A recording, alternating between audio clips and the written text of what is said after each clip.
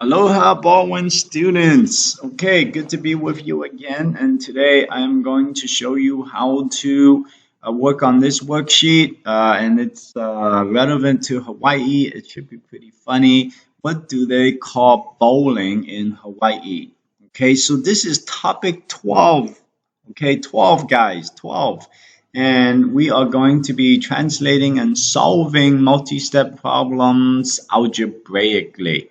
Okay, so it's going to require some thinking, but once you get used to it, this type of problem solving is super useful. Okay, so today I'm going to start with question number 5. Okay, and question number 5 says the larger of two numbers is one less than three times the smaller.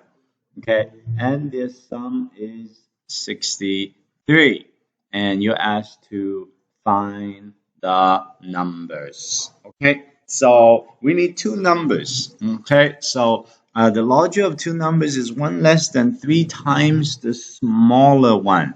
So I'm gonna put s, right? So in math we can define these variables. We're gonna say let s equals smaller number.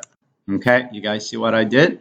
Okay, so if s represents a smaller number, I know the larger number will be one less than three times the smaller one. So it's going to be three times the smaller one and one less than that. Okay, so you guys see what I did? So s represents the smaller number. So let me put that as s so you don't confuse it with a 5. Okay, and so the larger number in relation to the first number, right? I'm going to create an expression to represent that, and it's three times the smaller number and then one less than that. So it's going to be 3s minus 1. Remember from our previous lessons, right? When we say less than, we take off at the end.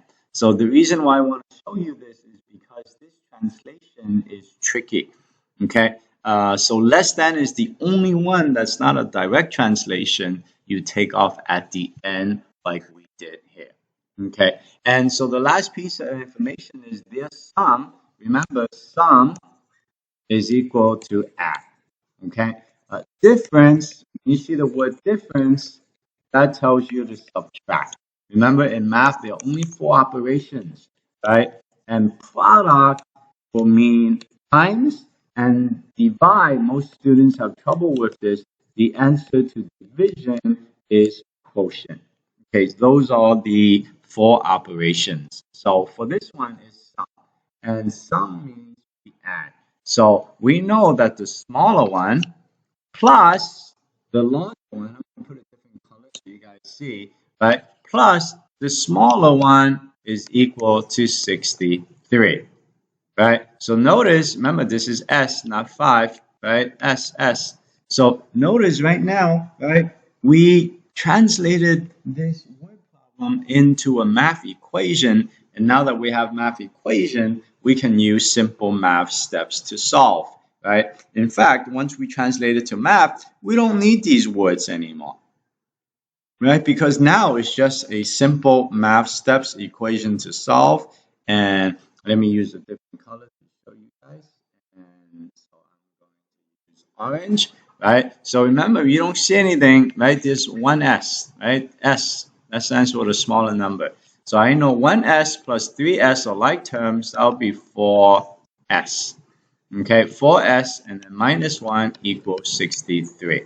Right? So remember, we're just trying to find out what that variable s is. Because once we have s, that small number, we can find the larger number, right? Because the larger number is 3 times that smaller number, and then take away 1, right? So now this is easy now. This is just a two-step equation, which you're used to already. So to get s by itself, we got to remove this minus 1, add 1 to both sides. Opposites cancel out, so we have 4s equals 64. Okay, and the last step, okay, so the last step, a review of what you should have learned, this is times 4. The opposite of times 4 divided by 4. What you do to one side, you do to the other side. Opposites cancel out. Now S will be equal to 16. Remember, a fraction just means divide. You can use a calculator if you want to, but that smaller number we found out S, right, is 16. Okay, so we just substituted S for 16. So if the smaller number is 16, what's the larger number? Well, we know the larger number is 3 times 16, which is 48, minus 1 is 47. And now for the ultimate check, it says the sum of it should be equal to 63. Does it equal to 63? Yes, it does. Okay, so the ages are, the numbers are 16 and 47. Now let's go back to the problem, right? So let's go back to the problem. Let me delete that. And so, and here we go, 16 and 47. Okay, find the numbers. Those are the numbers for 5. And so the next step we do for this equation, and we are going to write the letter next to it, and let's look for 5, and 5 will be I. Okay, so 5 will be I. Okay, you guys understand that, right? So that's how you fill it in. So once again, I like these worksheets because if you don't see an answer below, that means you did something wrong. And when you fill in all the letters, you'll answer the riddle, what do they call bowling in Hawaii? Okay, so that's number 5. Mr. Wu is so nice. I'm going to do another problem for you. I also enjoy doing these.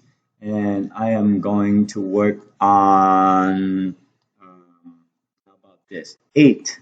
Okay, so I'm going to work on number 8 for you. And together, a necklace and a bracelet cost $192, right? So together should give you an indication that it's addition, right? Because together means to buy them together. Find the price of each if the necklace costs 3 times as much as the bracelet. Okay, so what we're going to do is I'm going to say let P equals price of a bracelet.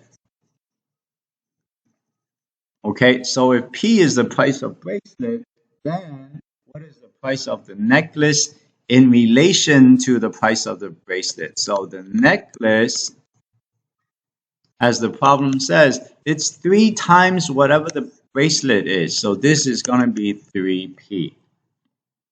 Okay, so you guys get the hang of it. So if P is the price of the bracelet, then 3 times that, or 3P, will be the price of the necklace.